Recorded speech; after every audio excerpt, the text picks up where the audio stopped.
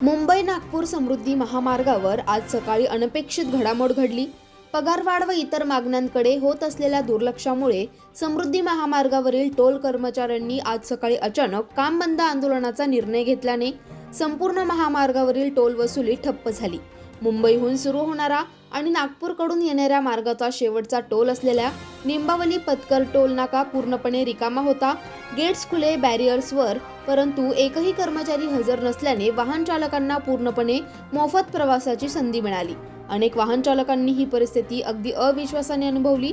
कर्मचाऱ्यांच्या पगारवाढीसह विविध सुविधा देण्याबाबत त्यांनी व्यवस्थापनाला वारंवार लेखी मागण्या सादर केल्या होत्या। मात्र मागण्यांकडे सतत दुर्लक्ष होत असल्याने आजची तीव्र भूमिका घेण्यावाचून पर्याय नव्हता। या अनपेक्षित कामबंद आंदोलनामुळे टोल प्रशासनात एकच धांदल उडाली। परिस्थिती हाताबाहेर जाऊ नये म्हणून वरिष्ठ अधिकाऱ्यांनी तातडीने कर्मचाऱ्यांची चर्चा केली। अखेर टोल प्रशासनाकडून ठोस आश्वासन देण्यात आल्यानंतर आंदोलनकर्ते मवाळ झाले आणि सुमारे 2 तासांच्या खडानंतर टोल वसुली पुन्हा सुरळीत करण्यात आली। दरम्यान या 2 तासांच्या टोलमुक्त कालावधीत छोट्या मोठ्या वाहनांनी जलद गतीने प्रवास करत आपला फ्री पासचा पूर्ण फायदा घेतला। महामार्गावरील वाहतूक पूर्णपणे सुरळीत असून परिस्थिती नियंत्रणात असल्याचं प्रशासनानं सांगितलंय।